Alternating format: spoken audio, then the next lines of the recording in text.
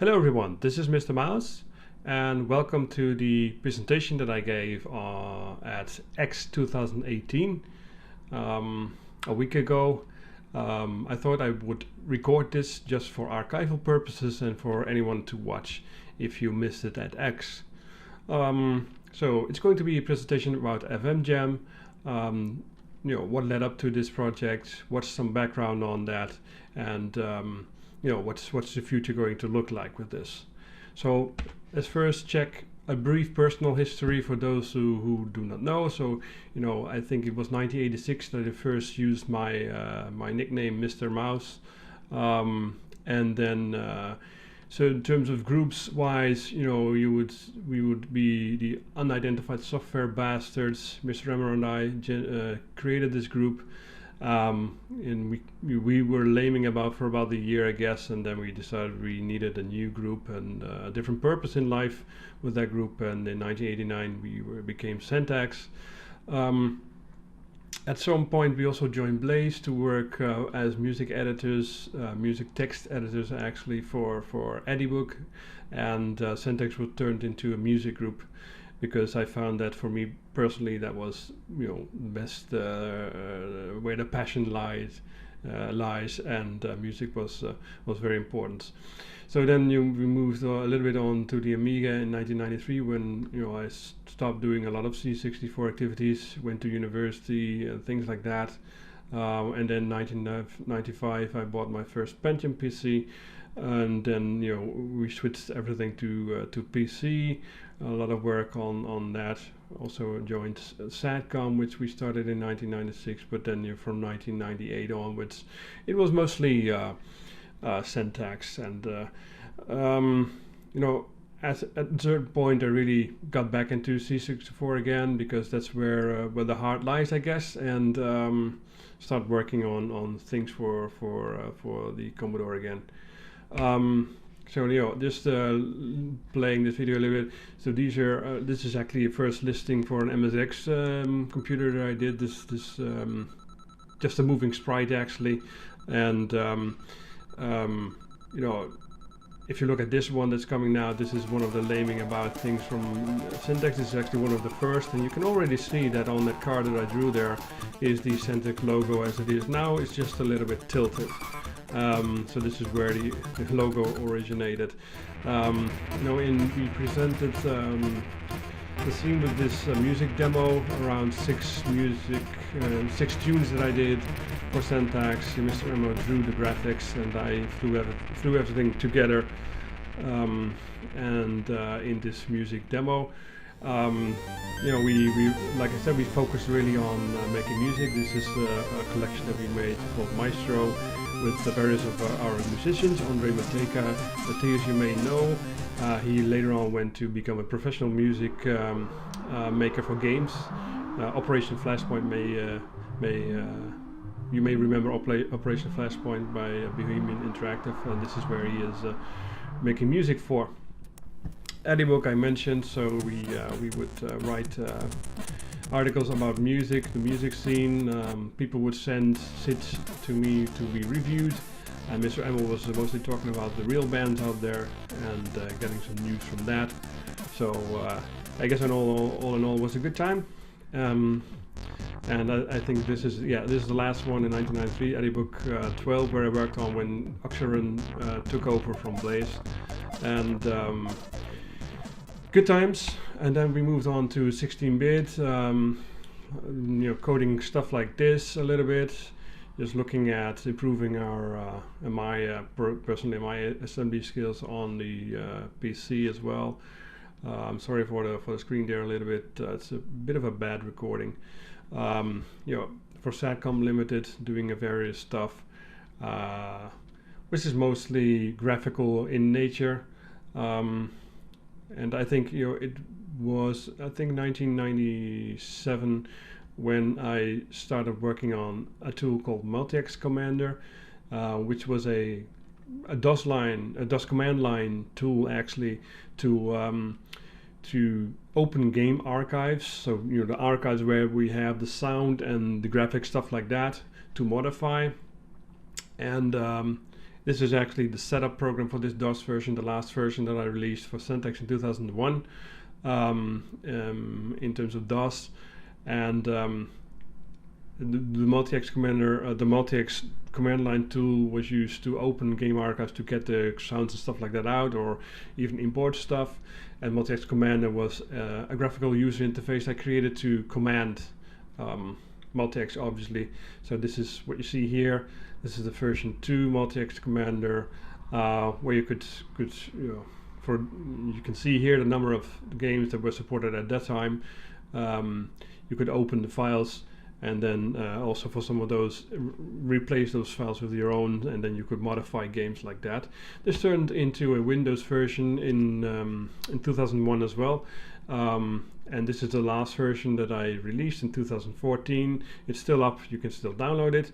You see this is like a actual archiver, and there's also the possibility to edit certain files that you want to edit, and replace files and modify games like that as well.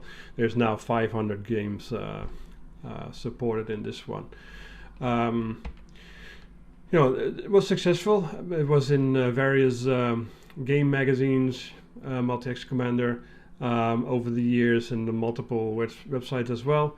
So I think it was a good time. Actually, this also led to Syntax being more like a community, not just a group, but a community of many people at the forum that I started in I think 2003. Yes, and it evolved to become like a niche community of people trying to figure out reverse engineering different file formats in games, like 3D models, audio files, graphic files, all these kind of things, or just open those game archives with different techniques.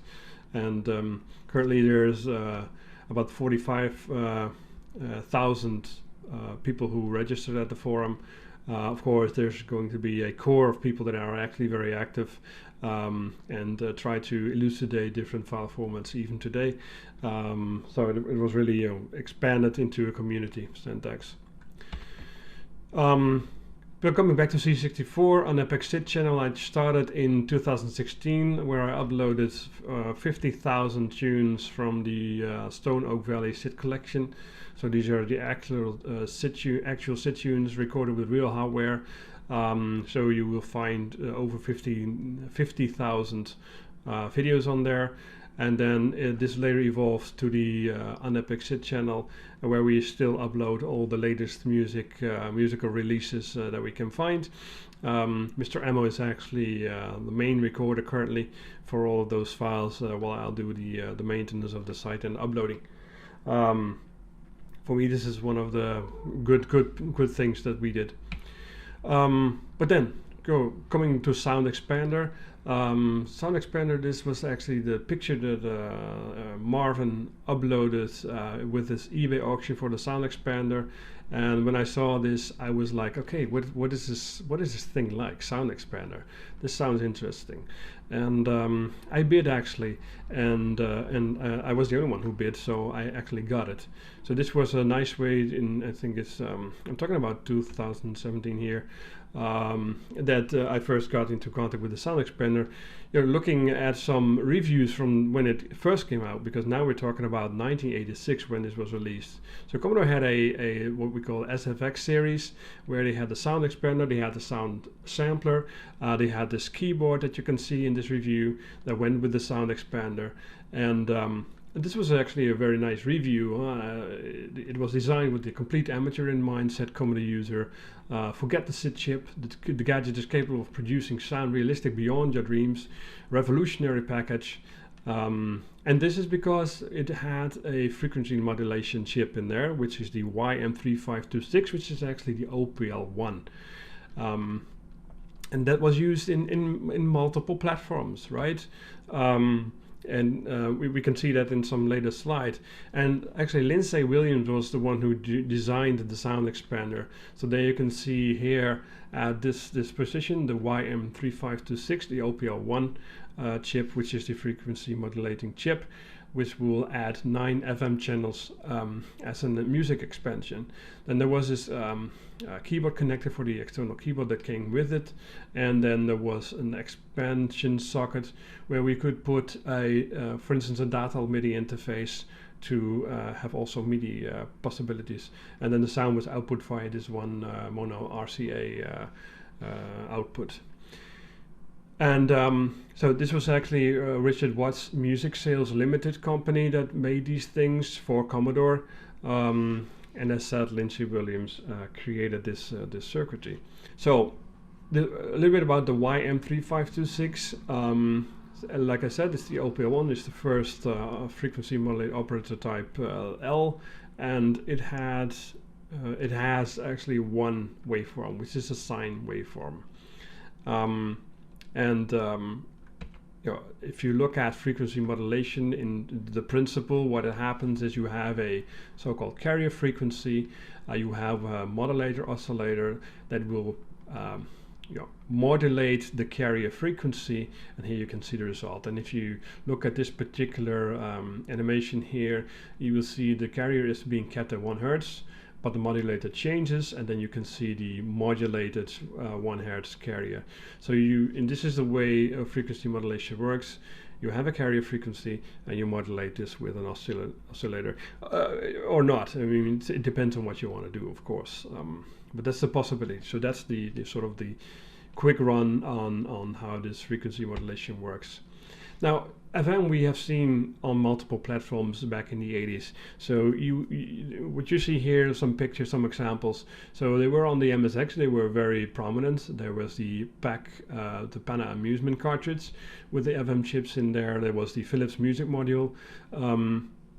And you could find this also in arcades, in Outrun as an example, and Bubble Bobble actually had also the YM3526, the OPL1, which is also in the Sound Expander. And the YM3812, which is OPL2, was in AdLib sound cards, and that's important for the next bit. So that was in AdLib sound cards. If you look at all of these examples, you can see there are various. In the MSX scene, this is prominent, and there are a lot of demos use this type of music, right? And there's actually a large composer scene working with the frequency modulating music coming from the expansion that they had for their computers. And then this one is also a very famous one for the Sega Genesis by Tim Follin. This game never came out, but the music was clear, was there, and you can still listen to it. And Tim did some great effects with that van.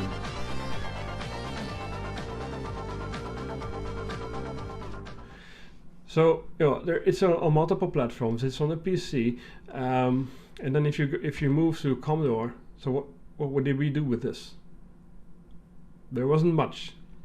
You can look back and see what happened. So in the old days, in 1986, it was released as a package with some software, but it was never really used, I guess, because we can't find software from those days, and I'm not aware of any like commercial or even hobby tunes being made with that thing.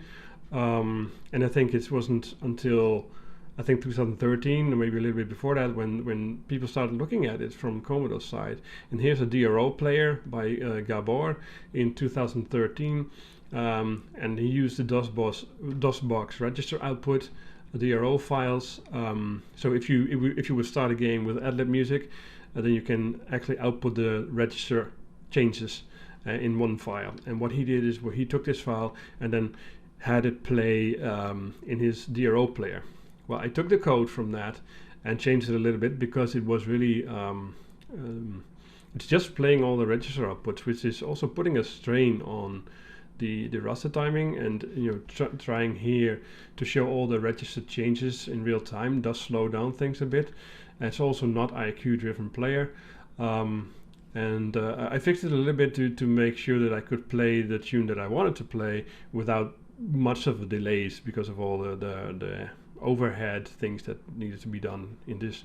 So here's just One tune that you may recognize, if you recognize it, it's E1M1, and it should ring a bell.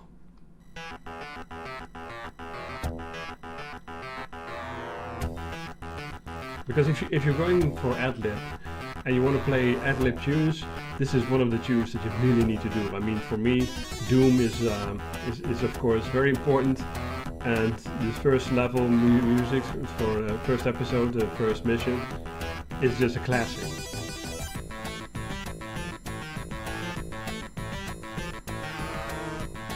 Yeah. So that works, and this is actually, so this is the music that you hear with my modified DRO player from Gabor and using the FM-YAM in the C64. So that's a real audio output from the C64 there.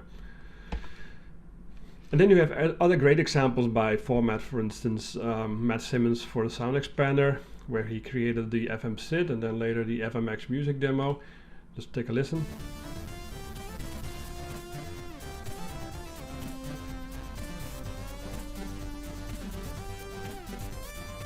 So FMX actually is very cool, because what happens is that you can have two SID files, and one of those SID files will be played by the FM cartridge.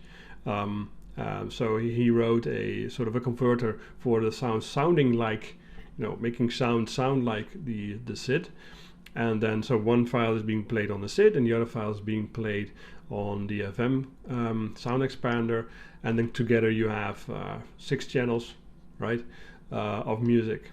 So you can make 6-channel music. So the road to FM-YAM then.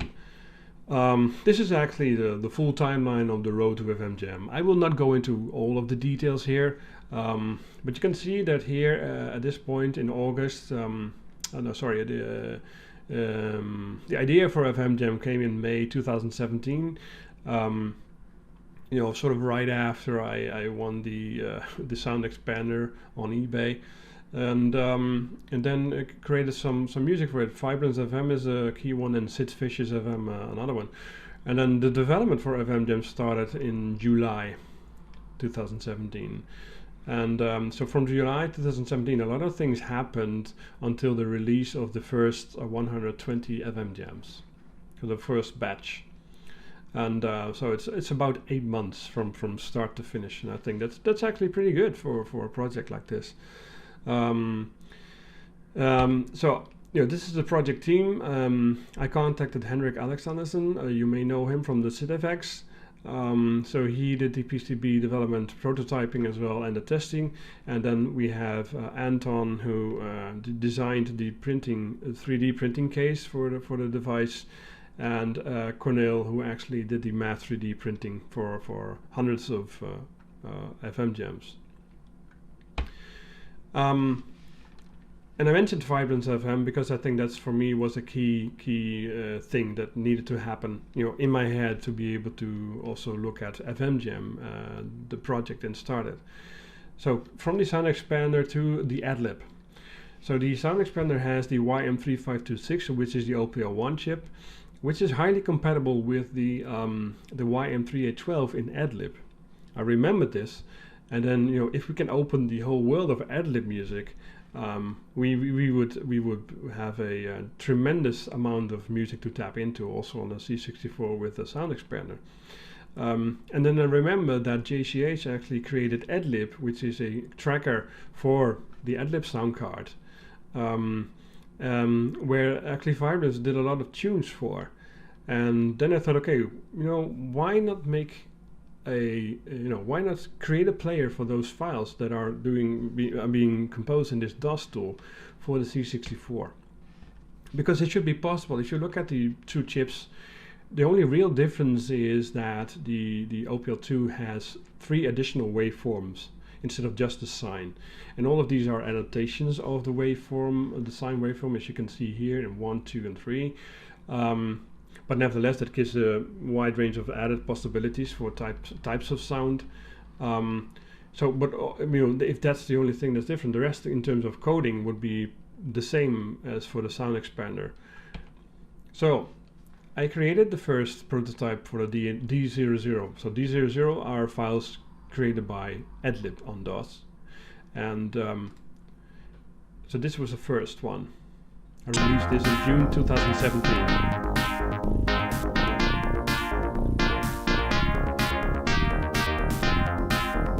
So we hear the music from the sound expander, playing with the 00 player that I created, one song by Vibrance that they composed in Edinburgh.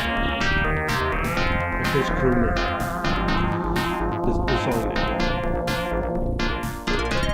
You can see here the sound expander is producing this music. Now, of course, that's a nice prototype, but it had to be in a demo as well.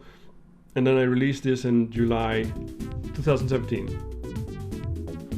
which is a music demo with 10 of Vibrant's ad-lib tunes played on the sound expander. But I think in reality this particular one is with the this is with the sound expander, yes. And you can see the scroll text there was written by JCH himself. So that for me was a start that okay, now we have something. We can have music with a tracker in DOS, ad-lib. We have a player. So we're in business. We can do something more with this thing. And as another proof of concept, looking at FM in different platforms such as arcades or even MSX, they had this ADPCM possibility added to it for samples and everything. But we can do the same because we can have SID and FM at the same time, and we can use SID for digis as well. So this is something like what you can get. So in SID Fishes, I had the full 9 FM channels play, along with 3 SID channels and the added volume digi channel, which gets you to 13 channels in total.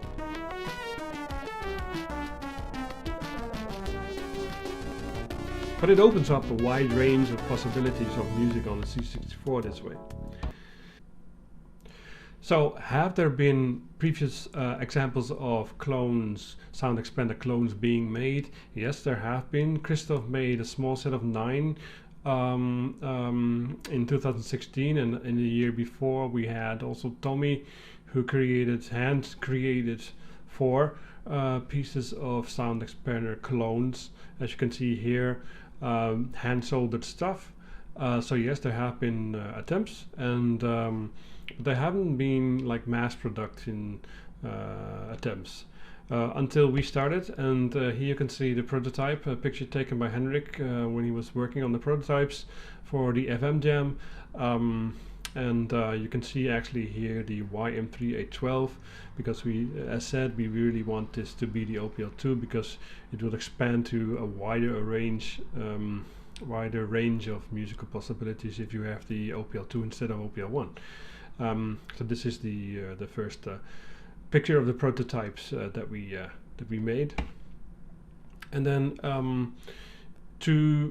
because in general the FM-YAM is meant to have audio coming in from this could be any source, but obviously being the Commodore, this should be the SID chip.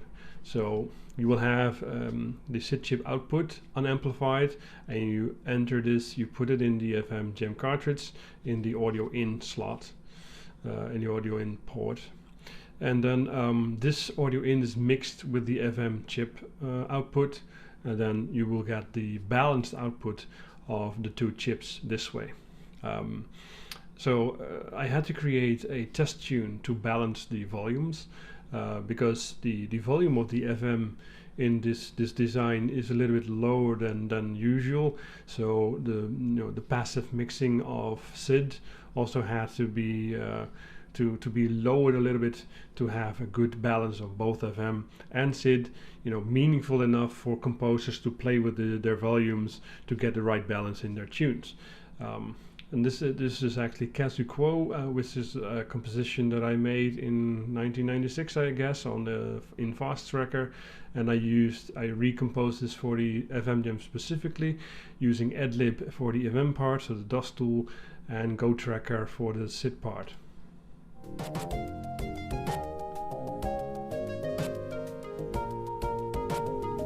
So this music demo was also used as a test program to test any assembled FM-YAM units that I made, to see if they were functioning correctly. Because this program also detects if the chip is present. So you hear the drums and the melody sound are from the SID, and the rest, all of the things surrounding this came from the FM chip. Now, assembly. This is just a picture of when I assembled the first batch of 120 units. So, I mean, the screen is a little bit wiggly there. I don't know, this has to do with the video being embedded in this particular program that I'm using, and at the same time also recording. So it's not much use, but you can see here, so the different FM-YAM PCBs with the slots for different types of chips that I will assemble it with. And then I guess at the end you will see that I have them in the cartridges and ready to go for the testing. And some will have failed, so some had problems like a faulty chip or anything. Then I would take them out again, it's not working, and then open up and change the chip with the right one, with the correct one, with a functioning one, and then retest that and make sure that whatever somebody is getting at home is actually a functioning FM-YAM.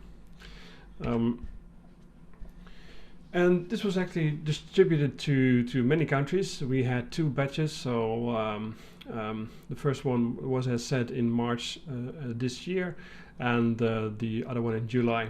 So it was pretty good to have 2 batches. There are still a few left from batch 2, but then that's that. So I will see if we can do also a new batch maybe. This is for future perspectives. But here you can see the countries that actually where people came from that have obtained their FM-YAMs. And also in terms of press coverage, we had Miss Mad Lemon, who did a great review of FM-YAM in her YouTube show, yeah, you can see that she's actually in the middle of the night. She's doing this review because she was eager to listen to that, we also had coverage in the ZAP 64 Annual 2019, where Max Hall reviewed this in his Tech Bit. Max in the middle, and Max states here it's a great device for musicians and programmers on the scene that are already tapping into the potential, and this unit is great value for money and totally recommended. So we're happy with that.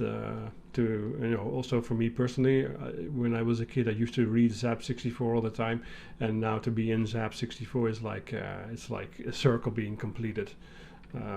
This is wonderful. So FM-YAM and MIDI then, yes, it is possible. I modified the original Sound Expander software to accommodate FM-YAM MIDI. So what you will have, because it doesn't have a specific MIDI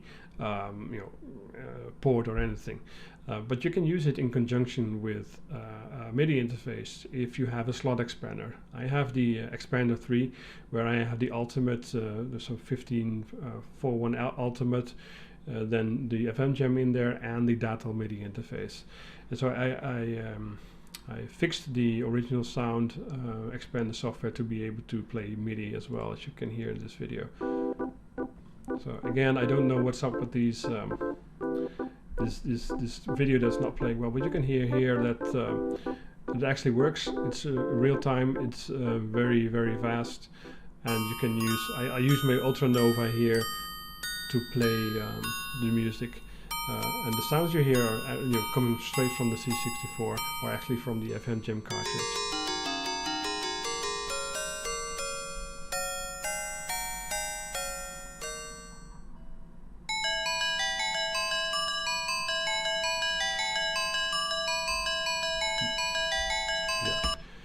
So that works. There are other proofs of concept that I also did. So double speed tunes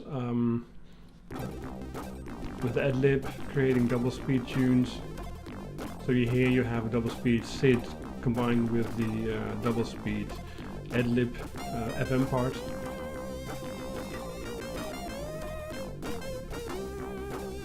and the drum sounds are actually now coming from the FM.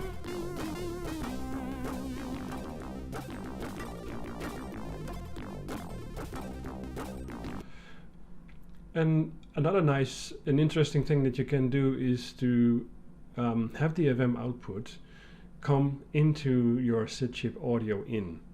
If you know your stuff, you know that there's also a possibility to have audio in the SID chip. And the benefit of that is that whatever audio is coming in is like a fourth channel that you can use filters on. So the SID filters you can apply then to this audio in. So this is what I did here, and here you can hear the chords that are coming from the FM-YAM being filtered by the SID.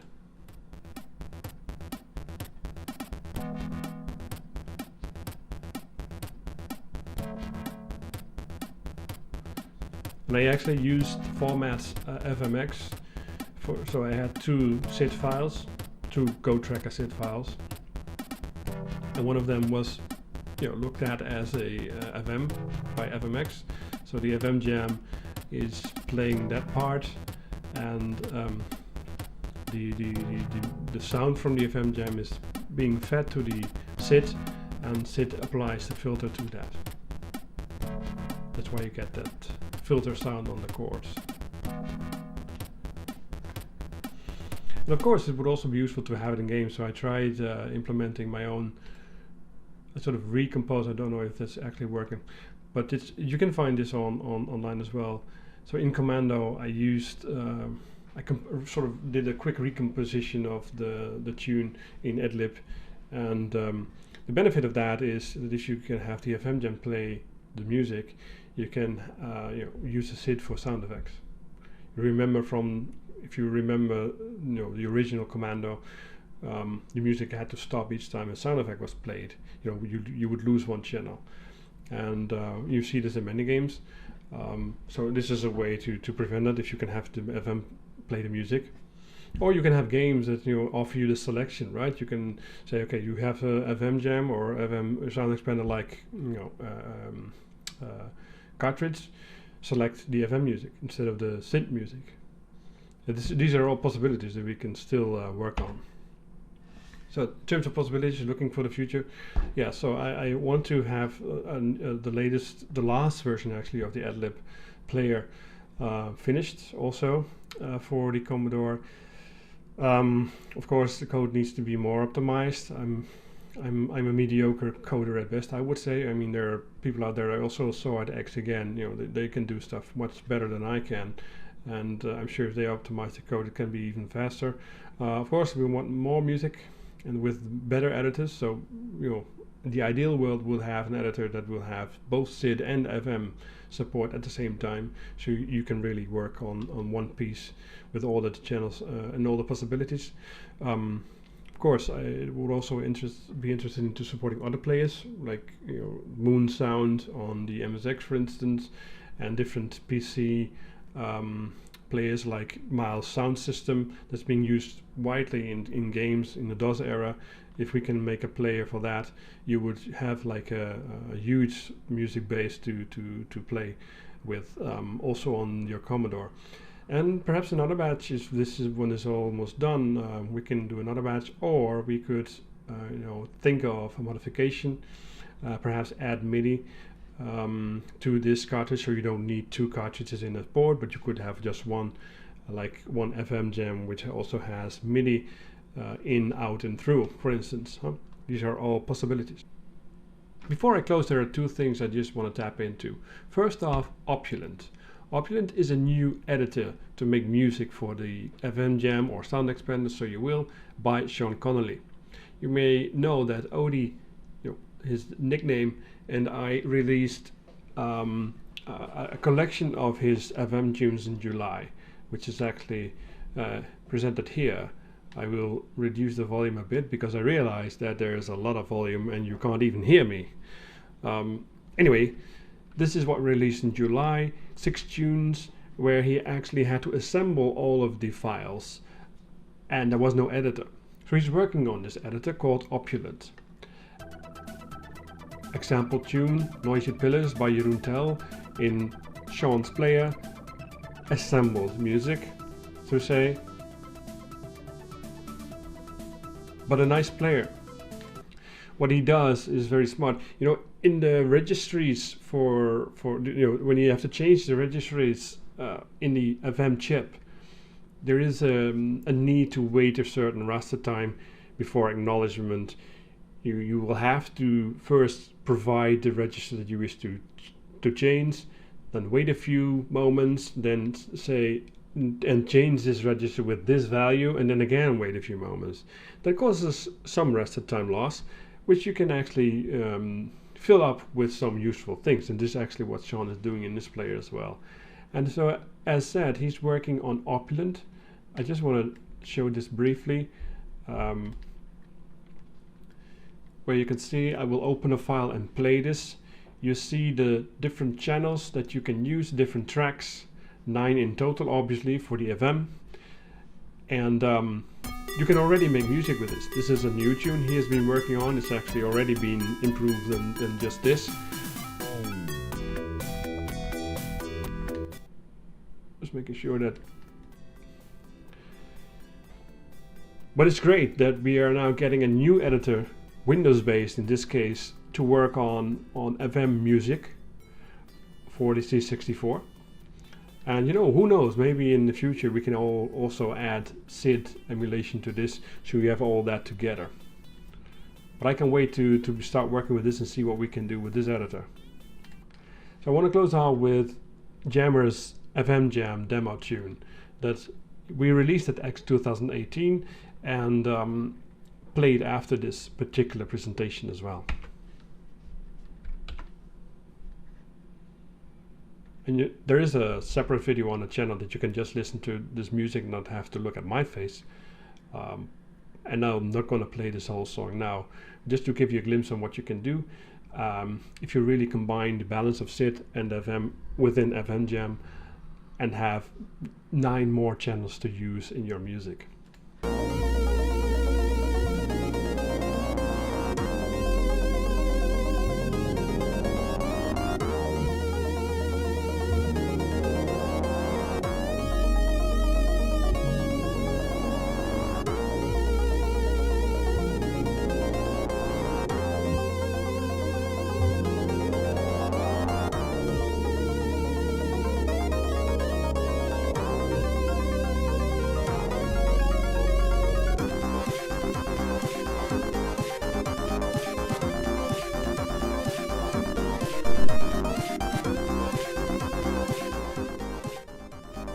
So with that I want to close. Just check out this music for yourself and keep track of the Centec website for more, perhaps new batches, modifications to this one, what about MIDI, these kind of things. And as always, see you around, see you in the next video. Bye!